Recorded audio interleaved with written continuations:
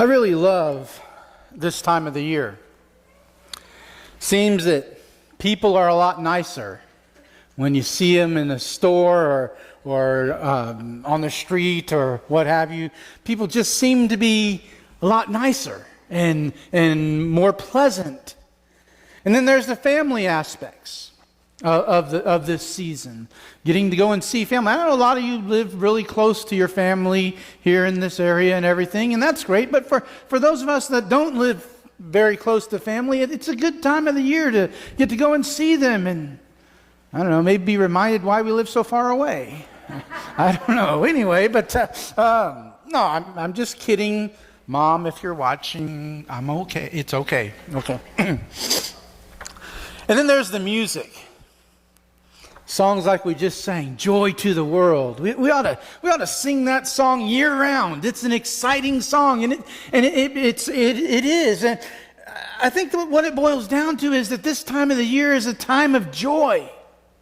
And that a lot of people, for many people, that's what this time of the year is about. For many people, that's what the Christmas story is all about. And by the term Christmas story, I'm not trying to offend anybody, but I'm just talking about the traditional story that is told about the birth of Jesus by many people and thought about by many people in the world at this particular time of the year.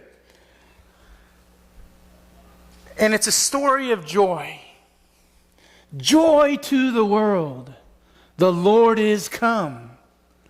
Let earth receive her King. Except earth didn't exactly receive her King, did it? This morning I want us to see another side to the story of Christmas, to the story of the birth of Jesus. So if you would open up your Bibles to Matthew chapter 2. Matthew chapter 2, verses 1 through 18. Today we begin a three-part series that I've called The Kings of Christmas. We're going to look at some people of royal ancestry, we might say, and their dealings with the story of the birth of Jesus. Beginning this morning by looking at King Herod. As we will soon see, King Herod was a king who fought a birth. Let's read Matthew 2, verses 1 through 18. Now after Jesus was born in Bethlehem of Judea in the days of Herod the king, behold, Magi from the east came to Jerusalem, saying, "Where is he who has been born King of the Jews? For we saw his star when it rose, and have come to worship him." When Herod the king heard this, he was troubled, and all Jerusalem with him. And assembling all the chief priests and scribes of the people, he inquired of them where the Christ was to be born. They told him, "In Bethlehem of Judea, for so it is written by the prophet, and you, Bethlehem, in the land of Judah, are by no means least among the rulers of Judah. For from you shall come a ruler who will shepherd my people Israel." Then Herod summoned the Magi secretly and ascertained from them at what time the star had appeared. And he sent them to Bethlehem, saying, "Go and search diligently for the child. And when you have found him, bring me word, so that I too may go and worship him." After listening to the king, they went on their way, and behold, the star that they had seen when it rose went before them until it came to rest over the place where the child was. When they saw the star, they rejoiced exceedingly with great joy. And going into the house, they saw the child with Mary his mother, and they fell down and worshipped him. Then, opening their treasures, they offered him gifts, gold and frankincense and myrrh. And being warned in a dream not to return to Herod, they departed for their own country by a different way. Now when they had departed, behold, an angel of the Lord appeared to Joseph in a dream and said, "Rise and take the child and his mother and flee to Egypt and remain there until I tell you, for Herod is about to search for the child to destroy him." And he rose and took the child and his mother by night and departed to Egypt and remained there until the death of Herod. This was to fulfill what the Lord had spoken by the prophet, "Out of Egypt I called my son." Then Herod, when he saw that he had been tricked by the Magi, became furious and sent and killed all the male children in Bethlehem in that region who were 2 years old and under, according to the time that he had ascertained from the Magi. This was Then was fulfilled what was spoken by the prophet Jeremiah. A voice was heard in Ramah, weeping in loud lamentations, Rachel weeping for her children. She refused to be comforted because they are no more. Herod, the king who fought a birth. How did he fight a birth? Well, let's look first. We understand this first by looking at the life of King Herod. And the life of King Herod was really summed up in one word: power. That's what Herod's life was all about. The operative word in the life of Herod was power, and lots of it. Lots of it. In fact, in 40 BC, he was proclaimed King of the Jews by the Roman Senate. This was a title that Herod relished. He loved this title. He wanted this title. He'd worked hard to get this title. And he had politicked hard to get this title from the Roman Senate. He was excited about it. He was ecstatic about it. There was, however, a group of people that weren't so excited or ecstatic about it. That was the Jews themselves. You see, the Jews weren't really excited about this, didn't really want Herod to have that title because he was Idumean. What that means is that he was part Jew, but he wasn't a full-blooded Jew. And because he wasn't a full-blooded Jew, they didn't want him to have this title of King of the Jews. You know something? Herod wasn't clueless. When he was given this title, King of the Jews, he sensed the resentment of the Jewish leaders. So Herod began to do what anybody would do in that particular position. He began having the rulers of the Jews executed. Just because. And his message to those who survived was pretty simple. Don't mess with me. That's what he wanted them to know. In fact, this wasn't the first time either. Once he got upset and ordered 300 of his court officials killed. Just because he was upset. You see, Herod had one real big rule in his life. You know, power was the operative thing in his life. His one rule was crush the opposition. That was his basic rule of thumb. If somebody is trying to oppose you, you crush them. Pretty simple, right? That's why he executed the Jewish leaders.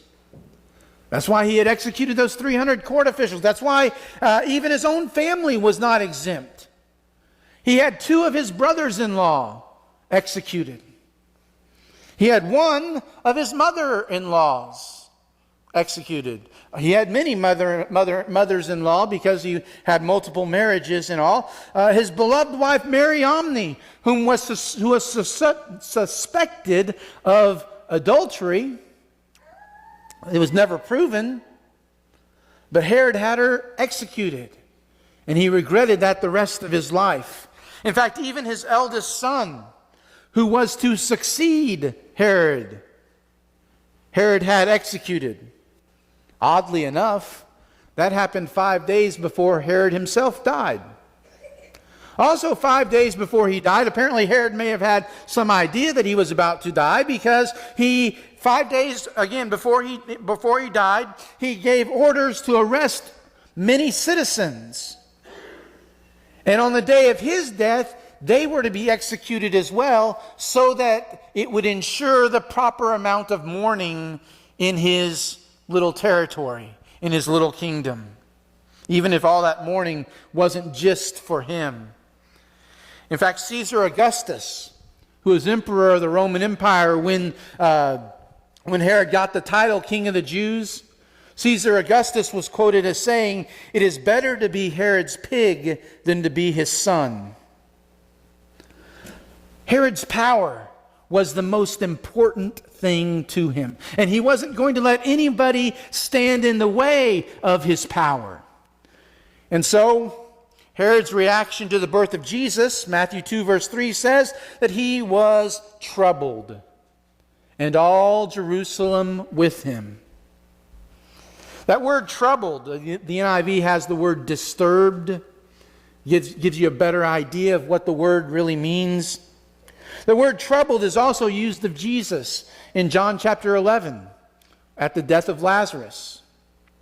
It's used of Jesus in John chapter 12 when he predicts his forthcoming death. And it's used in John chapter 13 when Jesus predicts his betrayal. Those are some pretty heavy-duty occasions in the life of Jesus. So why would the birth of a baby trouble Herod so? The answer to that question is in the question that the Magi asked Herod. Where is he who has been born King of the Jews? Wait a minute. Herod says, that's my title. I'm the King of the Jews. What do you mean, born King of the Jews? I'm the King of the Jews. And so Herod saw competition. Herod saw opposition. And what does Herod do to opposition? He crushes it. And so Herod was troubled at the birth of the King of the Jews. But the text says it wasn't just Herod, but all of Jerusalem with him. Why would all of Jerusalem be troubled? Well, because of Herod's track record. What always happened when Herod was troubled, when Herod was disturbed, when Herod was upset? People got killed. People were executed. Innocent people lost their lives when Herod was upset. So when Herod was troubled, it makes sense that all of Jerusalem was troubled with him.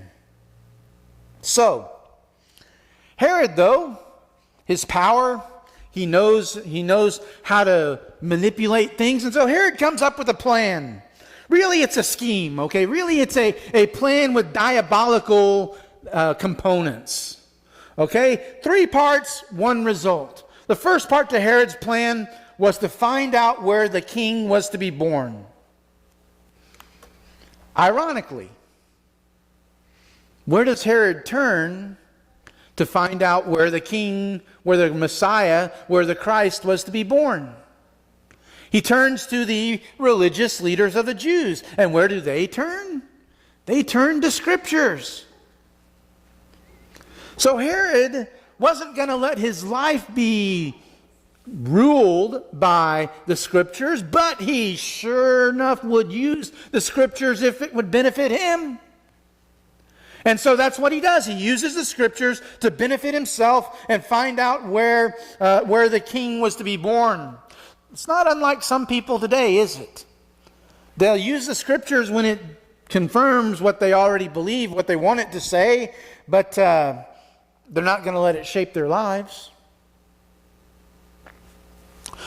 Well, the answer is he's going to be born in Bethlehem. We can check that off the list. Herod found out where the king was to be born, in Bethlehem. Part 2 of his plan, deceive the Magi. Notice what he says. He says, go and make a careful search for the child.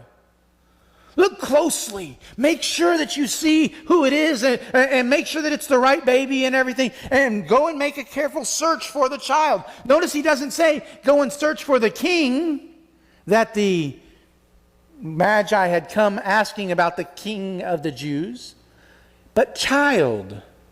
Make a careful search for the child. And he doesn't send an armed escort with them. You want to know why? Because these quote-unquote wise men might become wise to his plan. He doesn't want that. And so he doesn't send anybody with them. He simply says, go and make a search for the child, then report to me so that I can go and worship him. This, my friends, is about the most blatant example of hypocrisy that the world has ever seen or known. But it worked for Herod. Check that off the list as well.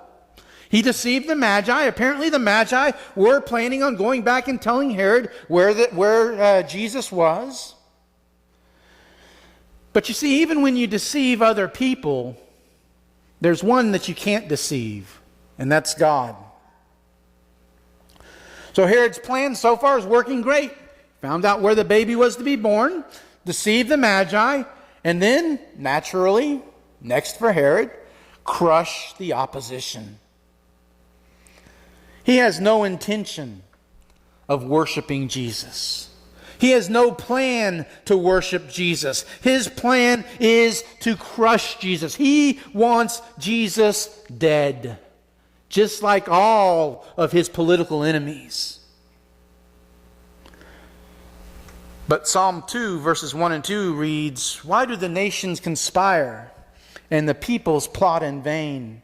The kings of the earth take their stand, and the rulers gather together against the Lord and against his anointed one." And you skip down to verse 4. "The one enthroned in heaven laughs. The Lord scoffs at them."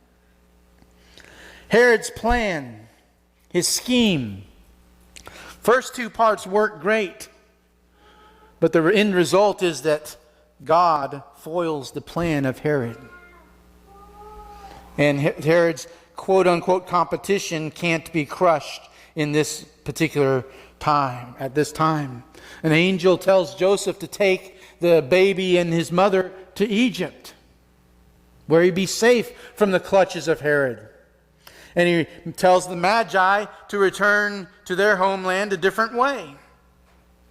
So when Herod realizes that he has been outwitted by the Magi, actually he was outwitted by God, okay? But anyway, when he realizes he's been outwitted by anybody, how does he respond? Well, in typical Herod fashion, doesn't he? He does what any normal person would do in this situation. He drops all masks of hypocrisy. He drops all masks of pretense. He flies into a murderous rage. And the order that he gives next seems so horrible, so barbaric.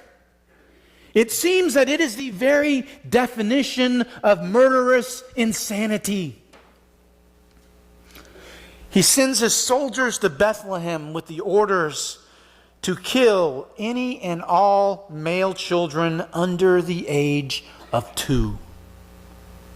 I don't know how the soldiers were able to go through with that order, but apparently they did, because Herod gave the order.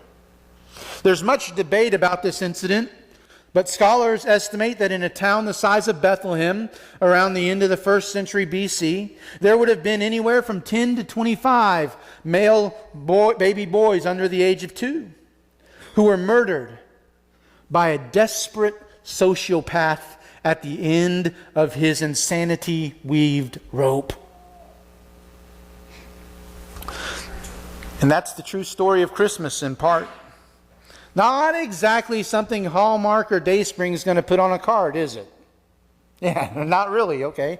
The true Christmas story is about, in part, violence, rage, power, insecurity, jealousy, and a bunch of tiny little graves in a town in Judea. And it's about a young family fleeing for their lives in the middle of the night from a king who fought a birth. And you know, here's the poetic irony of that story. 2,000 years later, it's the kingdom of that tiny baby that still stands. But Herod has been dead for 2,000 plus years. His kingdom is gone. So what's the relevance? Well, even though Herod and his kingdom are gone, the spirit of Herod lives on even today. You see, it lives in our lives. It's a kingdom with Herod's values. That value of power is the most crucial thing. Power is the most important thing. And you do everything you can to preserve your power and to maintain your power for as long as you possibly can. It's a kingdom with Herod's rules. Herod's rules are you climb the ladder of success, and if somebody gets in your way, you crush them. Pretty simple, pretty easy, pretty intense. It's a kingdom separate and apart from God and His influence. Now there's another word for this way of living instead of just the spirit of Herod. It's the word autonomy. Autonomy, the existential definition, challenges individuals to create within themselves what is truly meaningful. And this is accomplished through what we experience, and it is by how we interpret our experiences to make sense of our world. For some, it is pleasure in whatever form. If it feels good, do it. And if somebody else doesn't like it or it doesn't feel good to them, oh well, you got to do what feels good to you. For others, it's power at whatever cost. You climb that ladder of success, and if you have to step on people to climb that ladder of success, you step on them because you have to have that power. That power is the most important thing, and whatever it costs you, hold on to your power. Or possessions for whatever use. Doesn't matter if you really need it. If somebody else has it and you want it, take it from them. Now, not everything about this whole autonomy thing is bad. I mean, there's individual responsibility is a high point in this, and that's a good thing. But like everything that does not include God, it has a dark side. For Herod, the ruthless acquisition of power did not lead to peace, security, or joy. It led to anxiety and psychopathic suspicion. It's not an isolated case study in evil, but representative of a spirit that lives on to this very day, a spirit that each of us struggles with. You see, Herod is who we are. Herod is what we become when we are apart from the grace of God. Decades later, the Apostle Paul will write in Romans chapter 1, verse 21, "For although they knew God, and they neither glorified Him as God, nor gave thanks to Him, but in their thinking became futile, and their foolish hearts were darkened." And then you skip to verses 28 through 32. "Furthermore, since they did not think it worthwhile to retain a knowledge of God, He gave them over to a depraved mind to do what ought not to be done. They have become filled with every kind of wickedness, evil, greed, and depravity. They are full of envy, murder, strife, deceit, and malice. They are gossips, slanderers, God-haters, insolent, arrogant, and boastful. They invent ways of doing evil. They disobey their parents. They are senseless, faithless, heartless, ruthless. Although they know God's righteous decree that those who do such things deserve death, they not only continue to do the very things, but also approve of those who practice them."